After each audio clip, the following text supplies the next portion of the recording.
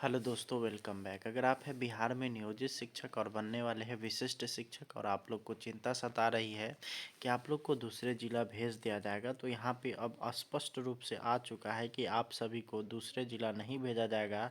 इसके लिए कई सारे रणनीति है, वो मैं आप लोगों को डिटेल्स में बताने वाला हूँ। तो आप लोग इस वीडियो को अंत तक ज़रूर देखिए और सारा कुछ यहाँ से समझिए, क्योंकि यह वीडियो आप लोगों के लिए काफ़ी महत्वपूर्ण है और सक्षमता परीक्षा से रिलेटेड है। तो जैसा कि आप सभी को पता ही है कि बिहार विशिष्ट शिक्षक नियमावली 26 दिसंबर के दिन पास हुआ। उसके बाद यहाँ पे शिक्षकों में एक सबसे ज़्यादा जो यहाँ पे जो बातें हैं जो चली, उसमें यहाँ था कि शिक्षकों को दूसरे ज़िला भेजा जा सकता है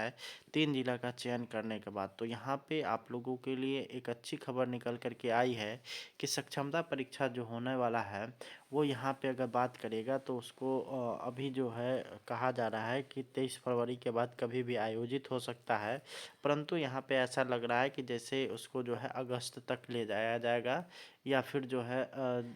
जून जून जुलाई या अगस्त, ये 3 महीना में से किसी एक महीना में यहाँ पे आप लोग का एग्ज़ामिनेशन हो सकता है। और उस एग्ज़ामिनेशन का अगर बात करिएगा तो उस एग्ज़ामिनेशन में अगर आपका कितना नंबर आएगा कि आप सेफ़ रहेंगे और कितना नंबर आने के बाद आपको अपना ज़िला छोड़ना पड़ सकता है, सारा कुछ हम लोग इस वीडियो में डिस्कशन करने वाले हैं। वहीं अगर बात करिएगा शिक्षक नेता की, तो शिक्षक नेता ने सरकार को यहाँ पे अपना जो है एक तरह से कह लीजिए अल्टीमेटम दे दिया है कि शिक्षकों का स्थानांतरण किसी भी स्थिति में दूसरे ज़िला में नहीं होना चाहिए, क्योंकि प्रत्येक शिक्षक जो हैं अगर बात करिएगा तो वो अपना अपना सर्विस के हिसाब से अपना पूरा का पूरा चीज़ अगर देखेगा तो अपना एडजस्टमेंट कर चुके हैं, वहीं पे वहाँ रहने के आदी हो चुके हैं। तो जिस कारण से यहाँ पे उनको वो अपने ज़िला के बाहर भेजना यहाँ पे काफ़ी ख़राब है, क्योंकि यहाँ पे एक तरफ जहाँ शिक्षा विभाग के द्वारा ही हाल फिलहाल में लेटर निकाला गया था कि शिक्षकों को जो है 5 से 15 किलोमीटर के दायरे के भीतर ही रहना है और उनसे एक सर्टिफिकेट भी लिया गया है कि प्रत्येक शिक्षक जो है वो 15 किलोमीटर से ज़्यादा डिस्टेंस पर जो है नहीं रह रहे हैं, नहीं तो उनका जो है वेतन बंद करने की बातें हो रही हैं। तो वहीं अगर बात करते हैं स्थानांतरण की, तो स्थानांतरण अगर होता है शिक्षकों का तो वो अपने घर से ज़रूर है कि यहाँ पे 15 किलोमीटर से अधिक डिस्टेंस पर चले जाएंगे, जो कि यहाँ पे बिहार सरकार और शिक्षा विभाग के जो कानून है उसका अवहेलना हो जाएगा। उसको ध्यान में रखते हुए आप लोग का जो स्थानांतरण है वो दूसरे ज़िला में नहीं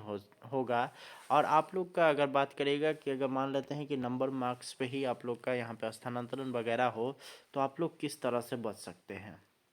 तो यहाँ पे अगर बात करेगा एग्ज़ामिनेशन की, तो आप लोग का एग्ज़ामिनेशन जो है वो 100 नंबर का होने वाला है। और ये 100 नंबर का जो एग्ज़ामिनेशन होगा उसमें अगर बात करते हैं पासिंग मार्क्स, तो वो काफ़ी कम होने वाला है। यानी कि महिला SC ST की अगर बात करिएगा और सभी महिलाओं की, तो 35% से लेकर के 40% के बीच हो सकता है। वहीं OBC और जनरल की अगर बात करिएगा तो 40 से लेकर के 45% तक हो सकता है। यहाँ पे मैं पुरुष की बात कर रहा हूँ, तो यहाँ पे 40 से 45 पर अगर 100 नंबर का अगर आप लोग का एग्ज़ामिनेशन लिया जाता है, तो यहाँ पे SC ST और महिला के लिए 35 से 40 नंबर और जनरल OBC के लिए 40 से 45 नंबर के बीच कट ऑफ रहने का उम्मीद है। इतना अगर आप लोग मार्क्स ले आते हैं तो आप लोग क्वालिफाई कर जाएंगे। लेकिन यहाँ पे क्वालिफाई करने से ही नहीं होगा, आप लोग कितना नंबर लाइएगा कि आप लोग अपने ही ज़िला में रहिएगा। तो इसके लिए आप लोग को कम से कम जो है अगर बात करिएगा तो अगर आप SC ST या महिला अभ्यर्थी हैं तो कम से कम 60% नंबर आपको लाना आवश्यक होगा। तब जा कर के आप जो है अपने ज़िला में बने रहिएगा। और अगर मान लेते हैं कि आपका अगर उससे कम नंबर आता है तो आप अनसेफ हो जाएंगे, आपको दूसरे ज़िला भेजा जा सकता है। वहीं अगर बात करिएगा कि अगर आप जनरल हैं या OBC कैटेगरी में आते हैं, तो आप लोग को जो अगर बात करेगा तो कम से कम नंबर की, तो यहाँ पे आपको 70 प्लस नंबर लाना पड़ेगा, तभी जा कर के आप यहाँ पे सेफ़ हैं और अपने ज़िला में जहाँ पे अभी आप पदस्थापित हैं उसी ज़िला में रहेंगे और आप लोग को वहाँ से कभी भी नहीं हटाया जाएगा। वैसे अगर बात करिएगा तो यहाँ पे अभी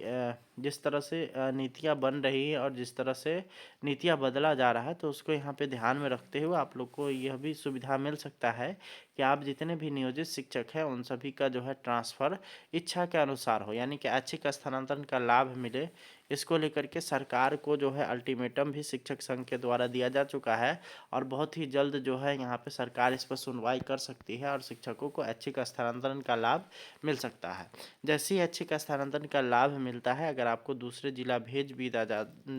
दिया जाता है तो भी आपके पास यहाँ पे ऑप्शन रहेगा, ऐच्छिक स्थानांतरण का लाभ उठा करके आप जो है वापस आ सकते हैं। और यहीं अगर बात करेगा ऐच्छिक स्थानांतरण की, तो ऐच्छिक स्थानांतरण आप लोग को, अगर आप पुरुष कैंडिडेट है, चाहे आप किसी भी कैटेगरी से बिलोंग करते हैं, SC ST OBC या जनरल, तो आप लोग को जो यहाँ पे मिलने वाली संख्या है वो 2 मिलेगा। 2 ऐच्छिक स्थानांतरण आप लोग यूज कर सकते हैं। वहीं महिलाओं के लिए हो सकता है कि इसमें एक अगर बात करेगा तो उनको 3 चांसेस मिल सकता है यहाँ पे ऐच्छिक स्थानांतरण का। तो उसको ध्यान में रखते हुए आप लोग के पास यहाँ पे अगर बात करेगा तो ये एक चीज़ हो सकता है कि अगर मान लेते हैं कि किसी दूसरे ज़िला में भेज भी दिया जाता है तो भी आपके पास ऑप्शन रहेगा कि आपको फिर से आप जो है फिर से अपने पदस्थापित जिला में आ सकते हैं। वैसे यहाँ पे ध्यान रखने योग्य बात है कि आप जिस स्कूल में हैं उस स्कूल में दोबारा जाएंगे, ऐसा यहाँ पे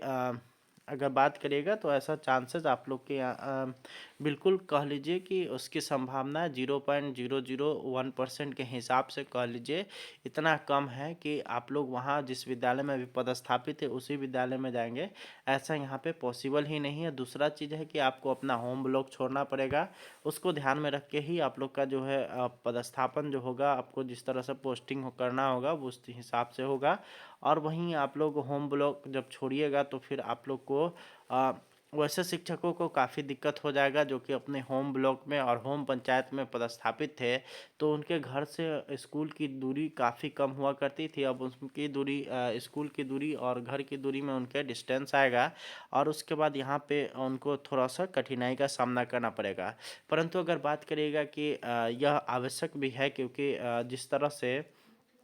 क्रियाकलाप पहले से चलता हुआ आ रहा है उसमें अब थोड़ा बदलाव होना भी चाहिए। और क्योंकि एक ही जगह पे रहते रहते व्यक्ति के मनोभाव और उनके अंदर एक तरह से कह लीजिए मनोवृत्ति आ जाती है कि वो जो है अपने आप को वहाँ का एक अस्थाई सदस्य मानने लगते हैं। तो ऐसा यहाँ पे सरकारी जॉब में रहने के बाद आप अस्थाई सदस्य नहीं बन सकते हैं। और बहुत सारे ऐसे जगहों पे देखा जाता है कि यहाँ पे जो लोकल टीचर होते हैं उनके द्वारा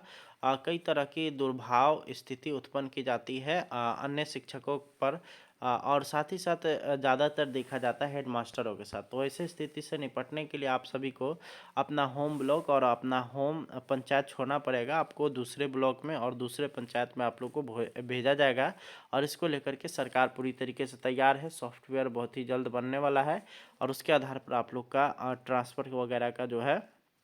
प्रक्रिया होगा और आप सभी का उसी के आधार पर सारा प्रक्रिया होने वाला है। तो उम्मीद करते हैं वीडियो पसंद आया होगा। इस वीडियो को शेयर करिए ताकि अन्य लोगों को जानकारी मिले। मिलते हैं नेक्स्ट वीडियो में। धन्यवाद।